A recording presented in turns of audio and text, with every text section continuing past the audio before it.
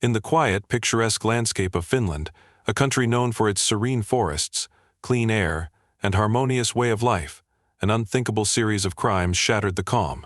From the sterile confines of hospitals to the safety of private homes, one woman left a trail of death and unanswered questions. Her name was Aino Koski, and she would come to be known as the Angel of Death.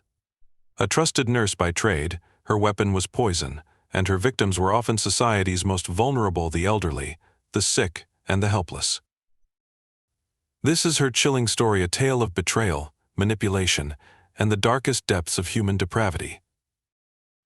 Born in 1950 in Finland, Aino Koski seemed, at first glance, to lead a mundane life. Little is known about her childhood, but accounts suggest a life devoid of significant turbulence. There were no early signs of violence or criminal tendencies, no telltale markers of what was to come. By all outward appearances, she was a typical Finnish woman, blending into her surroundings with ease. But appearances can be deceiving. Those who knew Aino in adulthood often described her as cold and calculating, though she wore a mask of kindness and professionalism that masked her true nature. Friends and colleagues remarked on her manipulative tendencies, but her charm often disarmed those around her. It was this duality, warm and approachable on the surface, but chillingly detached underneath, that would enable her to commit her crimes for so long. Her decision to pursue a career in nursing seemed natural to those around her. Nursing is a profession that demands compassion, patience, and dedication. To the world, Aino appeared to possess these qualities in abundance. But for her, nursing provided something far more sinister: access to vulnerable individuals and the tools to carry out her malevolent intentions. Aino Koski's nursing career spanned various healthcare settings, from bustling hospitals to the intimate confines of private care homes. She often worked with the elderly and the chronically ill, populations where death is an expected, if tragic, part of life. It was in these roles that Aino's true nature began to surface. Her victims were often elderly patients, people who trusted her implicitly. These individuals, already weakened by age or illness, were easy targets. Aino would administer fatal doses of medications like insulin or sedatives, substances that, in small amounts, are therapeutic but, in large quantities, are deadly. The deaths were quiet and unremarkable, blending into the expected outcomes of the patient's conditions. It was this cunning, this ability to make murder look like natural death, that allowed her to evade suspicion for years. Her crimes weren't limited to her professional life. Aino also worked as a private caregiver, where she found additional opportunities to harm those in her care. In one particularly chilling case, she poisoned an elderly woman under her private supervision, ensuring her death would appear as though it were caused by the ravages of age. Families, mourning their loved ones, even thanked Aino for her dedication and compassion.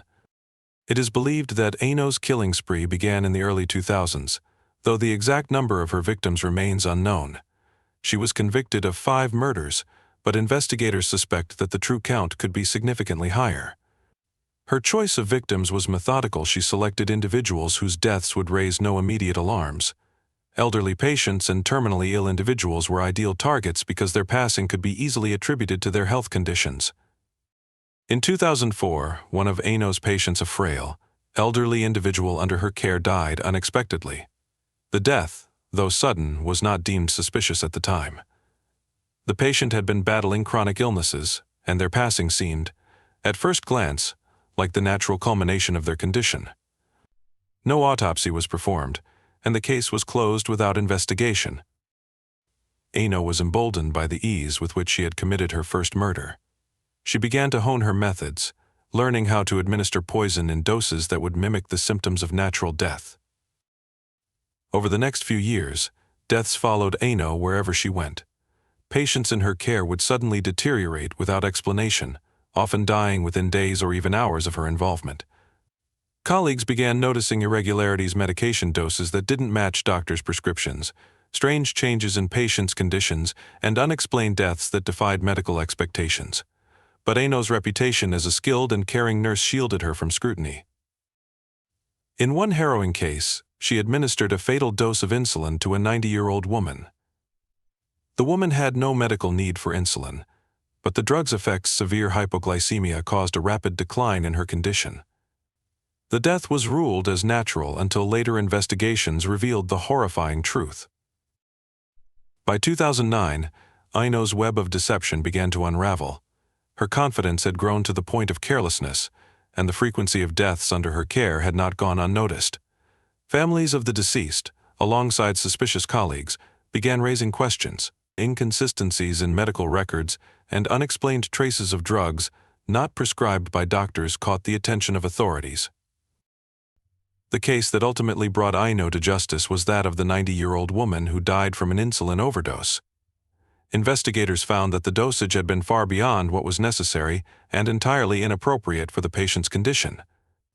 This discovery opened a Pandora's box as authorities began re-examining other deaths linked to Aino. The Finnish National Bureau of Investigation launched an intensive inquiry into Aino Nikop-Koski in 2009. Their findings were as horrifying as they were extensive. Autopsies of several of her former patients revealed lethal levels of medications that had no medical justification.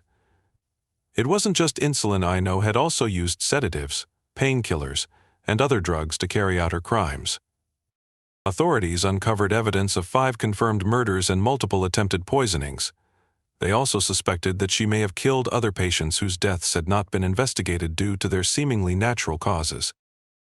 Aino, ever the manipulator, vehemently denied the accusations.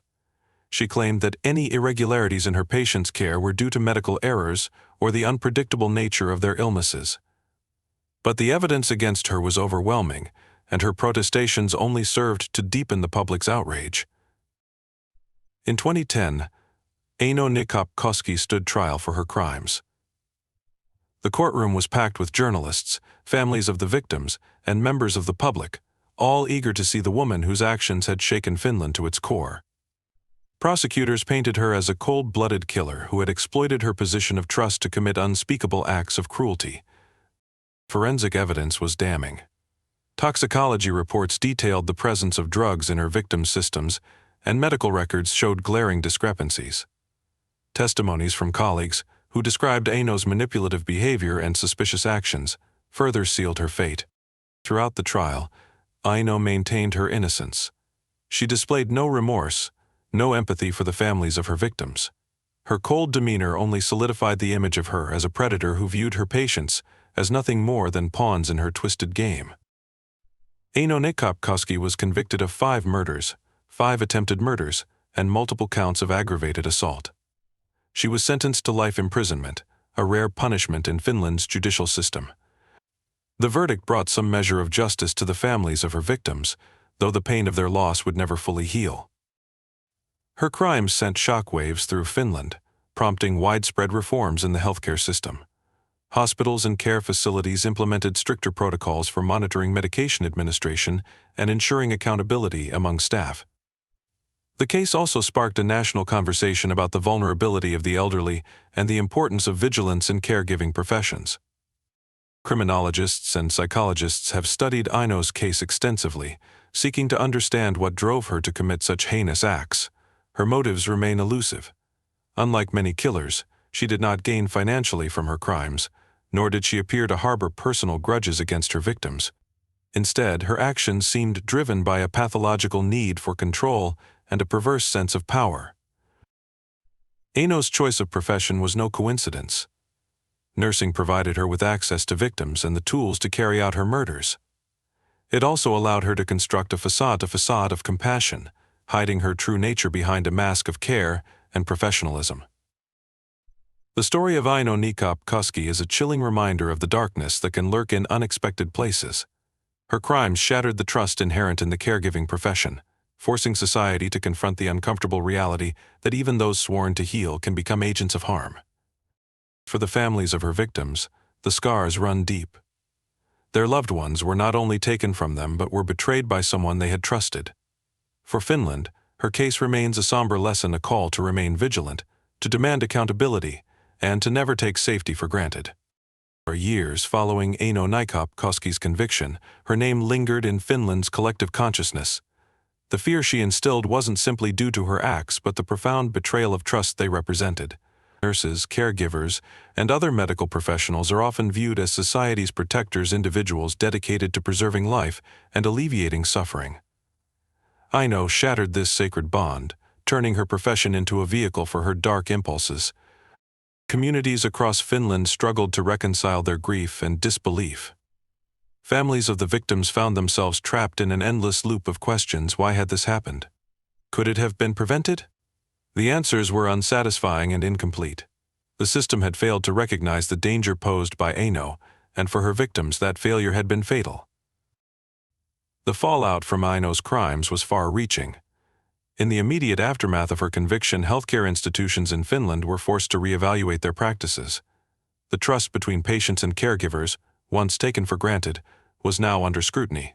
Families hesitated to leave their loved ones in care homes or hospitals without stringent oversight. Several reforms were introduced to rebuild confidence in the healthcare system. Hospitals and long-term care facilities implemented tighter regulations on medication handling, including stricter documentation and frequent audits. Background checks for healthcare workers became more rigorous, and institutions began offering training to help staff recognize the signs of potential abuse or neglect among their peers. Despite these changes, the psychological scars left by Aino's crimes were slow to heal.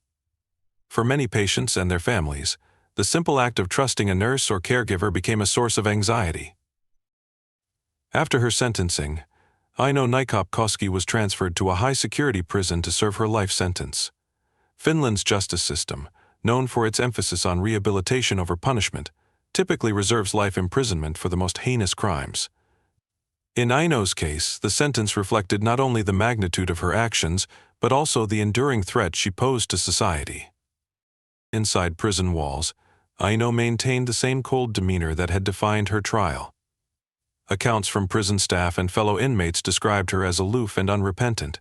She avoided discussing her crimes and rarely engaged in activities that might suggest remorse or a desire for redemption. Psychologists who interviewed her found a deeply manipulative individual who refused to acknowledge the suffering she had caused. Some speculated that her detachment stemmed from a complete lack of empathy, a hallmark of psychopathy.